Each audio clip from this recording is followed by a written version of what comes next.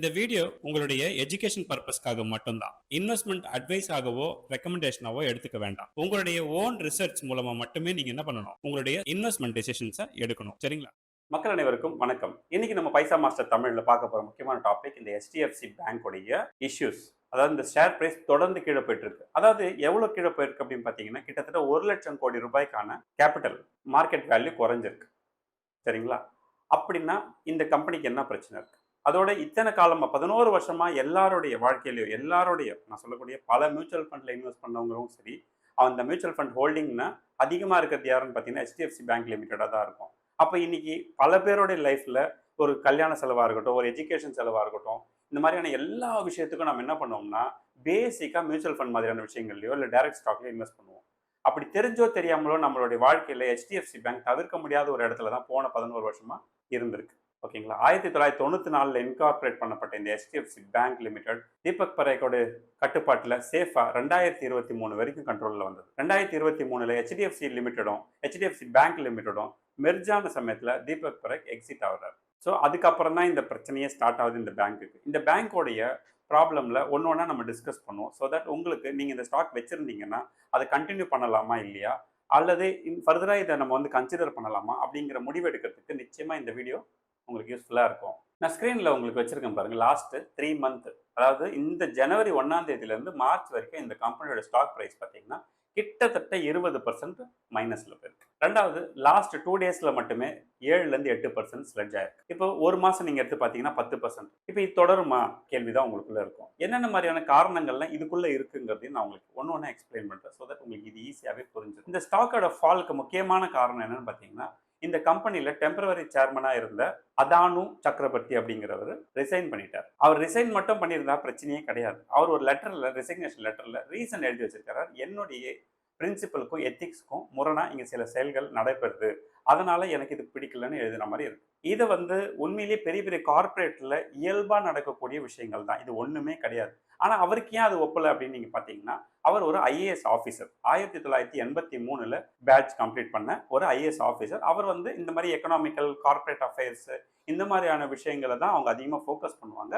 2023 நம்மளுடைய தீபக் பரேக் சேர்மன் வெளியே போனார் இல்லையா, ஃபவுண்டர். அப்போ வெளியே போன சமயத்தில் இவர் என்ன ஆகிறாருன்னா உள்ள வந்து இந்த மெர்ஜர் ப்ராசஸ்லையுமே இவர் ஈடுபடுறாரு. பட் ஒரு தீபக் பரேக் எடுக்கக்கூடிய கால் எல்லாம் இவரால் எடுக்க முடியுமா அப்படின்னா it's again a question mark தான். புரியுதுங்களா? ஒரு கவர்மெண்ட் ஆஃபீஸருக்கும் ஒரு ஃபவுண்டருக்கும் இருக்கிற டிஃபரன்ஸ் இருக்கு. Founders are very different from the officers. புரியுதுங்களா? ஆஃபீஸர்ஸ் எப்பவுமே ப்ரோட்டோகாலை ஃபாலோ பண்ணுவாங்க. ஃபவுண்டர்ஸ் நியூ வே சொல்யூஷனை கண்டுபிடிப்பாங்க, புது வழிகளையும் புதிய சொல்யூஷனையும் கண்டுபிடிப்பாங்க. அந்த விஷயத்துல உண்மையிலேயே சொல்றேன், தீபக் பரேக் வந்து அந்த HDFC பேங்க்குக்கு மட்டும் இல்ல, இந்தியன் எக்கானமிக்கே வந்து ஒரு மிகப்பெரிய லீடரா இருந்தார். ஃபார் எக்ஸாம்பிள், இங்க என்ன பிரச்சனை வந்தாலுமே, யாருக்கு எவனுக்கு பஞ்சாயத்து வந்தாலும் சில நிறுவனங்கள் உடனே வந்து நிற்கும். ஸ்டேட் பேங்க் வந்து நிற்கும், ICICI வந்து நிற்கும், HDFC வந்து நிற்கும்.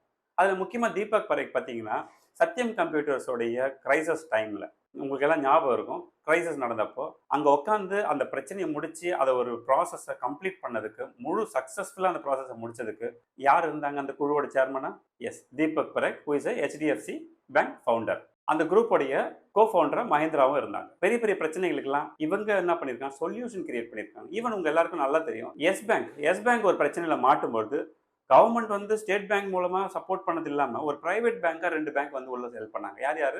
HDFC, ICICI, அப்புறம் ஆக்சிஸுமே இருந்தாங்க. பட் மேஜர் போர்ஷன் பிரைவேட் செக்டர்ல பாத்தீங்கன்னா இந்த HDFC, ICICI தான் அந்த பிரச்சனையை சால்வ் பண்ணி கொடுத்தாங்க. அப்போ ஊருக்கே பஞ்சாயத்து பண்ணவங்களுக்கு இன்னைக்கு ஒரு பஞ்சாயத்து வந்து நிற்குது அப்படிங்கிறது தான் சிச்சுவேஷன். பட் இதெல்லாம் ஒரு பிரச்சனையா அப்படிங்கிறத நான் ஒன்று உங்களுக்கு எக்ஸ்பிளைன் பண்ணுறேன். மெர்ஜர்லேயே வந்து நிறைய தவறுகள் நடந்திருக்கு. உங்களுக்குலாம் தெரியுமோ தெரியாதோ, நிறைய பேரோட ஃபீலிங் என்னன்னா மெர்ஜர் சமயத்தில் இப்போ நம்ம வந்து என்ன பண்ணியிருக்கோம், HDFC பேங்க் லிமிடெடோடைய ஷேரை HDFC லிமிடெட் ஷேர் ஹோல்டருக்கு கொடுத்துருக்கோம். அந்த கொடுத்த கவுண்ட்லேயே தப்பு நடந்திருக்கு அப்படிங்கிறது தான் பல பேர் சொல்லக்கூடிய ஒரு பெரிய அலிகேஷன். ஸோ இதை ப்ராப்பராக கன்ஸ்ட்ரக்ட் பண்ணாதது ஒரு மிஸ்டேக். ஓகேங்களா? இதை நீங்கள் வேணால் ஆர்டிகல்ஸ் எல்லாம் படித்து பாருங்கள், அதிலெல்லாம் இப்படி தான் இருக்கும். ஒரு நேர்மையான முறையில் கொடுக்கப்படலை அப்படின்னா என்ன ஆகும், அங்கே நீங்கள் வந்து அதீதமாக கொடுத்துட்டீங்கன்னா இங்கே இருக்கிறவங்களோட வேல்யூ என்ன ஆகும், குறைஞ்சிரும்ல. அந்த பிரச்சனை உண்மையிலேயே வந்து ஒன்று அது இல்லைன்னா அதை ரிசால்வ் பண்ண சொல்லியிருக்கணும். இந்த எக்ஸ்பிளனேஷன் கொடுத்துருக்கணும். அந்த எக்ஸ்பிளனேஷன் யாருமே ப்ராப்பராக கன்வின்சிங்காக கொடுக்கப்படவில்லை. பட் இந்த பேங்கோட இந்த நெகட்டிவிட்டிக்கு இந்த பேங்க் மட்டுமே காரணமானு கேட்டால், இப்போ நடந்திருக்க சம்பவங்கள் மட்டுமே காரணமானு கேட்டால் நோ.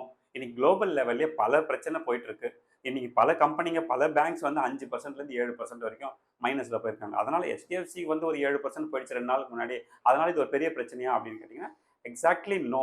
பட் இவங்களோட பிரச்சனை எங்கன்னு எக்ஸாக்டா உள்ள போய் பார்த்தீங்கன்னா, நான் ஏற்கனவே சொல்லியிருந்தேன். இந்த மெர்ஜர் கான்செப்ட்னால நமக்கு இந்த கம்பெனியோட குரோத் இவ்வளோ வந்துரும், அவ்வளோ வந்துரும் நம்ம ஒரு கனவு கண்டோம்ல, கற்பனை வச்சிருந்தோம்ல, அது வந்து ஃபுல்லி டிசப்பாயிண்டட். Fully disappointed. எந்த வகையிலன்னு பார்த்தீங்கன்னா, எஸ். இதுக்கு முன்னாடிலாம் இவங்களோட ROI பார்த்தீங்கன்னா, ஆவரேஜா ஒரு 16%க்கு இன் அண்ட் அரவுண்ட் இருக்கும். 16-17 இருக்கும். சரிங்களா? இன்னைக்கு இவங்களோட ROI எவ்வளோ இருக்கு? 13.5க்கு கீழ வந்துட்டாங்க. இதுதான் வந்து இங்க பிரச்சனையான்னா, இதுவும் ஒரு பிரச்சனை. இதுதான் முக்கியமான ஏரியா. ஏன்னா ஒரு கமிட்மெண்ட் குடுக்குறீங்கன்னா, அத வந்து ஹானர் பண்ணணும். அத ஹானர் பண்ணல. ஆனா இங்க என்னன்னா, டிவிடெண்ட் எடுத்து பார்த்தீங்கன்னா, டிவிடெண்ட் இவங்களுக்கு அதிகம். கம்பேரிட்டிவ்லி ஐசிஐசிஐ சொல்றேன் நான். அதிகம்னா அதிகம் கிடையாது. Comparatively with ICICI. இப்ப நம்ம ஐசிஐசிஐயோட ஃபண்டமெண்டல் நான் உங்களுக்கு காட்டுறேன். அவங்களோட ROI செக் பண்ணுங்க. இவ்வளவு மோசமான சூழ்நிலையில 2025ல 15.46% வந்து என்ன பண்ணிருக்காங்க? ROI மெயின்டைன் பண்ணிருக்காங்க. அப்ப என்ன ஆகும்னு பார்த்தீங்கன்னா, உங்களோட பிரைஸ் பை புக் பெட்டரா நீங்க வந்து கால்குலேட் பண்ணலாம். இப்போ 2.61 இருக்கு. ஆனா அதுவே நீங்க HDFC எடுத்து பார்க்கும்போது இவங்களோட ROI 13.29 இருக்கு. இவங்களோட பிரைஸ் பை புக் 2.2 வந்துருச்சு. அப்ப இதுக்கு காரணம் என்னன்னு புரியுதா? பிரைஸ ஓவரா வளர்த்து விட்டது. இந்த கம்பெனி டீமெர்ஜர் ஆயிடுச்சுன்னா அப்படி ஆயிடும், இப்படி ஆயிடும் நீங்களா சேர்ந்து வளர்த்து விட்டது தான் உண்மையான காரணம் 1. 2வது அதுதான் கீழ வரதுக்கு காரணம். இன்னொன்னு இந்த ROI குறைஞ்சதுமே ஒரு முக்கியமான காரணமா இவங்களுடைய இதுல இருக்கு. ஆனாலும் லாங் டர்ம்க்கு பார்க்கும்போது உங்களுக்கு இவங்களோட லாஸ்ட் 5 இயர் விட்டுருங்க. 2023, 24, 25க்கான ரிசல்ட் எடுத்து பார்த்தீங்கன்னாலோ, அதுல வந்து எந்த பிரச்சனையும் இல்ல. ப்ராப்ளம் 2026ல தான் இருக்கு. உங்களுக்கு குவார்டர்லி ரிசல்ட் வைக்கிறேன் பாருங்க ஸ்கிரீன்ல. போன குவார்டர் அதாவது 2025 டிசம்பருக்கான குவார்டர் பார்த்தீங்கன்னா, ரூ. 25 ரூ. 23 கிட்ட earning per share இருந்தது. இன்னைக்கு எவ்வளவு இருக்கு? ரூ. 12 இருக்கு. பாதி ஆயிருக்கு. அப்ப பதட்டம் வருமா வராதா மக்களுக்கு? அப்ப இதோடைய கணக்கு போட்டு நீங்க பார்த்தீங்கன்னா, இத வச்சு நீங்க கணக்கு போட்டு பார்த்தீங்கன்னா, இதோடைய குரோத்ல அஃபெக்ட் ஆகுறதுல எந்த சர்ப்ரைஸும் கிடையாது. ஓகேங்களா? ஓவர் எக்ஸ்பெக்டேஷன் வச்சு அத ஓவர் ரேட் ஏத்தி விட்டது. இன்னைக்கு அது வந்து நமக்கு பேக் ஃபயர் ஆகுதுங்கிறத தான் நான் இங்க உங்களுக்கு புரிய வைக்கிறேன். அந்த 20%. பட் இப்ப அந்த கம்பெனில அந்த மாதிரியான பிரச்சனைகள்லாம் சால்வ் ஆகும்னு நான் லாஸ்ட்டா ஒரு வீடியோல கூட கிளியரா சொல்லியிருந்தேன் சால்வ் ஆகும்னு. அதாவது ஒரு கவர்ன்மெண்ட் ஆஃபீஸரா இருக்கக்கூடியவர் சேர்மனா இருந்தாருன்னா, செயல்படக்கூடியதை விட இதுக்கு உண்மையான சரியான ஒரு தலைவர் வந்தாருன்னா, சீரியஸா சொல்றேன், அந்த பேங்க் எங்கேயோ போயிரும். புரியுதுங்களா? இவங்களோட எக்ஸ்பெக்டட் earning per share பார்த்தீங்கன்னா எவ்வளவு தெரியுமா?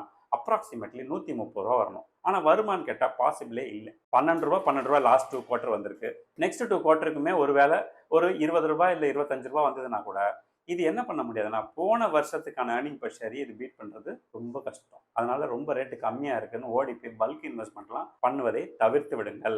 புரிஞ்சுக்குங்க. டைம் இருக்கு. ஏன்னா இதோட PE வந்து ரொம்பலாம் குறைஞ்சிரல. நல்லா போய் பாருங்க. இதோட PE 15ல தான் இருக்கு. இப்போ நீங்க ஒரு ICICI பேங்கோட PE எடுத்து பார்த்தீங்கன்னு வச்சுக்கோங்க. 15.8 இருக்கு. HDFC PE இன்னைக்கு 700 சில்லற இருக்கும்போது இந்த சமயத்துல ரூ. 780 இருக்கக்கூடிய இந்த சமயத்துல பார்த்தாலே எவ்வளவு இருக்கு? 15. புரியுதா கான்செப்ட்? இத்தனைக்கும் ICICI பேங்கோட ROI 15%க்கு மேல இருக்கு. இவங்க 13.3. இவங்க இப்படியே இருந்துட போறதில்ல. இப்ப புது சேர்மன் ஒருவேளை இப்ப இன்டரிம் சேர்மன் போய் இன்னொரு புது சேர்மன், பெர்மனன்ட் சேர்மன் வராங்க அப்படிங்கிற பட்சத்துல இதெல்லாம் மாறும். இது இப்படியே எல்லாம் இருக்காது. ஏன்னா இவங்க இன்னைக்கும் கமிட்டட் வித் கஸ்டமர். நல்லா பார்த்துங்க. சரியான கஸ்டமர் பேஸ் இருக்கு, பிரான்ச்சஸ் இருக்கு. பெஸ்ட் பிரைஸ்ல இன்னைக்கும் எக்ஸ்போர்ட் இம்போர்ட் ட்ரேட் எல்லாமே டீசென்ட் பிரைஸ்ல பண்றாங்க. யாருக்கும் ஃபோன் பண்ணி இந்த ரேட்டு கொடுக்கலாமா, அந்த ரேட்டு கொடுக்கலாமா? Genuine rate. அந்த அளவுக்கு இவங்க ஒர்க் பண்ணி கொடுத்துட்டு இருக்கிறதுனால இவங்களோட விட்டு எந்த கஸ்டமர் இது வரைக்கும் வெளியே போகணும்னு நினைச்சதும் இல்லை, போகவும் மாட்டாங்க. ஏன்னா அவங்களுக்குலாம் இது பிரச்சனை இல்லை. ஆஸ் இன்வெஸ்டர் நமக்கு தான் மேபி இந்த ப்ராஃபிட் மார்ஜின் குறைஞ்சிருமோங்கிற பதட்டத்தில் நம்ம இந்த ஷேர் ப்ரைஸ் குறைச்சிட்டு வரோம். இது ஒரு காலத்தில் எல்லாருடைய வாழ்க்கையில் நான் சொன்னேன் இல்லையா, எல்லாருடைய வாழ்க்கையிலையுமே வெல்த் கிரியேஷனுக்கு சப்போர்ட்டிவாக இருந்த மிகப்பெரிய பேங்க்கு, ஸ்ட்ராங்கான பேங்க்கு இன்னைக்கும் அந்த ஸ்டேட்டஸில் தான் இருக்கு. Nothing to worry. கோவிட் சமயத்திலும் சரி, 2017ல் ஒரே வருஷத்தில் 55% வரைக்கும் இந்த ஸ்டாக் ப்ரைஸ் க்ரோ ஆகிருக்கு. 11 வருஷமா கண்டினியூஸா வளர்ந்துருக்காங்க. கண்டினியூஸா 2002ல இருந்து இதோட சார்ட் இன்னைக்கு வரைக்கும் எப்படி இருக்கு? இப்போ லாஸ்ட் 5 இயரா 3 இயரா தான் உங்களுக்கு ஒரு மாதிரி ஸ்லட்ஜஸ், ஓவர் வாலடைலிட்டி இதெல்லாம் நீங்க பாக்குறீங்க. ஆனா அதுக்கு முன்னாடி பாருங்க, 2020 வச்சிருக்கல, மார்க் பண்ணிருக்கேன். கொரோனா டைம்ல, கொரோனாக்கு முன்னாடி கவனிங்க, ஒரு மாதிரி கிராஜுவல் growth இருக்கும். இந்த கம்பெனியோட ஸ்டாக்ஸ் வந்து பாத்தீங்கன்னா எல்லா மியூச்சுவல் ஃபண்ட் கம்பெனியும் ஹையஸ்ட் டாப் 1ல இருக்கும், ரேங்க் 1ல இருக்கும் இல்லையா? அதெல்லாம் காரணம் இதுதான். நம்மளுடைய போர்ட்ஃபோலியோ ஸ்டெபிலிட்டி இருக்கணும்னா இந்த கம்பெனி கம்பல்சரி நம்ம போர்ட்ஃபோலியோவில் இருக்கணும்னு மெயின்டைன் பண்ண காலமும் உண்டு. இன்றைக்கும் நம்ம மெயின்டைன் பண்ணிட்டு தான் இருக்கோம். பட் இங்கே நீங்கள் கொரோனாக்கு அப்புறம் தான் பார்த்தீங்கன்னா இதில் இன்னொரு ஒரு பிரச்சனைனா மெர்ஜர் நடந்தது. மெர்ஜர் அப்போ கொஞ்சம் ஸ்லெட்ஜஸ் வந்தது. அகெயின் பார்த்தீங்கன்னா 2024 FII பூம் எக்ஸிட் கொடுத்தாங்களா, அப்போ ஒரு ஸ்லெட்ஜ் வந்தது. அகெயின் சேம் இப்பவும் கூட பார்த்தீங்கன்னா யார் வெளியே போகிறாங்கன்னு நினைக்கிறீங்க? இப்போவும் எஃப்ஐஎஸ் 50,000 கோடிக்கு மேலே எக்ஸிட் கொடுத்துருக்காங்க இந்த பேங்க்ல இருந்து மட்டும். புரிஞ்சுதுங்களா? So it's quite normal price தான் இன்றைக்கி இருக்கிறது. இது ஓவர் ப்ரைஸ் எல்லாம் கிடையாது. இதுதான் ஆக்சுவலாக 780 ரூபா 790 தான் adequate price based on the current PE and ROE. இதை வச்சு சொல்கிறேன் நான். இன்றைக்கும் நம்மளுடைய ஷேர் ப்ரைஸ் எவ்வளோ தான் கீழே போனாலும் ஆக்சுவலாக கவர்மெண்ட் சும்மா இருக்க மாட்டாங்கன்னு நான் சொல்லியிருக்கேன். கவர்மெண்ட்டுக்கு எழுதப்படாத ஒரு விஷயமா என்ன வந்திருக்குன்னா, எல்லா மியூச்சுவல் ஃபண்ட் கம்பெனிக்கும் இந்த இன்ஸ்ட்ரக்ஷன் போயிருக்கு. இந்த ஷேர் எவ்வளோக்கு எவ்வளோ கீழே வருதோ அதை முடிஞ்ச வரைக்கும் பை பண்ண சொல்லியிருக்காங்க. அது மட்டும் இல்லாமல் டிஏஎஸ் கண்டினியூஸாக உள்ளே வாங்கிட்டு இருக்காங்க. ஈவன் நான் முக்கியமாக சொல்ல வேண்டியது எல்ஐசி இந்த ஸ்டாக்ஸ் மொத்தத்தையுமே வாங்குறதுனால தான் இது இந்த அளவுக்கு ஸ்டேபிளாக பொறுமையாக கீழே விடுது. இல்லைனா இது வெரி வேகமாக கீழே விழுந்துருக்க வேண்டியது. பட் எல்ஐசி மாதிரியான நிறுவனங்கள், மியூச்சுவல் ஃபண்ட் மாதிரியான நிறுவனங்கள் இவங்கெல்லாம் வந்து இதை தாங்கி பிடிச்சி நிறுத்திட்டு இருக்காங்க. இன்றைக்கி இல்லைனாலும் நாளைக்கு என்ன ஆகும்? சரியான சேர்மேன் உள்ளே வருவார், சரியான ஆக்ஷன்ஸ் எடுப்பாங்க. இந்த கம்பெனியுடைய ஏர்னிங் per share 120 ருபீஸ் வந்துருச்சுன்னா போதும். இது கரண்ட் பிஇ, அதாவது 16ங்கிற பிஇ ஒருவேளை நம்ம வச்சா கூட நீங்கள் என்ன பண்ணிடலாம், அப்ராக்சிமேட்டாக 1800 ருபீஸ் வரைக்கும் போயிடும், ப்ரொவைடட் இன் 1 or 2 இயர்ஸில். இல்லையா? அது நெக்ஸ்ட் இயர் நடக்க போதா, 27ல் நடக்க போதா, 28ல் நடக்க போதா நமக்கு தெரியாது. ஆனாலும் கூட 28லேயே நடந்தாலுமே கூட 1800 ருபீஸ் 1600 ருபீஸ் தான் உண்மையிலேயே நல்ல ப்ரைஸ். ஸோ எனிவே, கமெண்ட்டில் தொடர்ந்து நீங்கள் என்ன கேட்டுருந்தீங்க, HDFC பேங்கை பற்றி பேசுங்க, இதோட பிரச்சனையை பற்றி பேசுங்க கேட்டீங்க. நான் பேசிட்டேன். நிச்சயமாக உங்களுக்கு ஒரு கிளியர் விஷன் கிடச்சிருக்கு. ஓகே, இதுதான் நடந்திருக்கு, இதுதான் நடக்க போகுது அப்படின்ட்டு. இல்லையா? எனிவே, நீங்கள் உங்களுக்கு இப்போ நான் சொன்னது இல்லாமல் சில விஷயங்கள் நானே வந்து ஒரு சில விஷயங்கள் கவனிக்காமல் விட்டுருக்கலாம். அப்படி இந்த பேங்க்கை பற்றின ஏதாவது தகவல் உங்களுக்கு தெரிஞ்சிருந்தால் நிச்சயமாக நீங்கள் என்ன பண்ணணும், எஸ் கமெண்ட்டில் கிளியராக மென்ஷன் பண்ணுங்கள். ஸோ தட் உங்கள் கமெண்ட் வந்து அடிக்குவேட்டாக இருந்துச்சுன்னா நான் பின் பண்ணுறேன். ஸோ தட் எல்லாருமே பார்க்குற அத்தனை பேருக்கு அது போய் சேரணும். இல்லையா? நீங்கள் கேட்குற கேள்விக்கு தான் நான் ஒவ்வொரு வீடியோ பண்ணிட்டு இருக்கேன்றதுனால நீங்கள் கண்டிப்பாக கமெண்ட் பண்ணுங்கள். ஃபைன். ஸோ கம்யூனிட்டியில் நிறைய பேர் ஜாயின் பண்ணியிருக்கீங்க. ஜாயின் பண்ண அத்தனை பேருக்கும் போர்ட்ஃபோலியோ பில்டிங்லேருந்து கிரெடென்ஷியல்லேருந்து எல்லாமே கொடுத்தாச்சு. ஒருவேளை நியூவாக ஜாயின் பண்ணியிருக்கவங்களுக்கு சனிக்கிழமை உங்களுக்கு இண்டக்ஷன் ப்ரோக்ராம் இருக்குது. அதில் கண்டிப்பாக ஜாயின் பண்ணிக்க, உங்களுக்கு லிங்க் வந்திருக்கும். ஜாயின் பண்ணுங்கள், ரொம்ப யூஸ்ஃபுல்லாக இருக்கும். இல்லையா? ஃபைன். ஃபர்தராக ஜாயின் பண்ணணும்னு விரும்புகிறவங்க டிஸ்கிரிப்ஷன் லிங்க் கொடுத்துருக்கேன். லிங்க்கில் உங்களுக்கு ஒரு வீடியோ இருக்கும், கண்டிப்பாக பாருங்கள். உங்களுக்கு பிடிச்சிருந்தா ஜாயின் பண்ணிக்கோங்க. நான் எப்பவுமே சொல்கிறது தான், ஃப்ரெண்ட்ஸ் அண்ட் ஃபேமிலிக்கு காசு பணம் கொடுத்து உதவி செய்கிறத விட என்ன பண்ணலாம், இந்த மாதிரி நல்ல இன்வெஸ்ட்மெண்ட்ஸ் ஐடியாஸ் கொடுக்கலாம். ஸோ தட் அவங்க வாழ்க்கையில் பெரிய இடத்துக்கு மேலே வரதுக்கு ரொம்ப யூஸ்ஃபுல்லாக இருக்கும். இல்லையா? அடுத்த ஒரு இன்ட்ரெஸ்டிங்கான வீடியோ சந்திப்போம். நன்றி.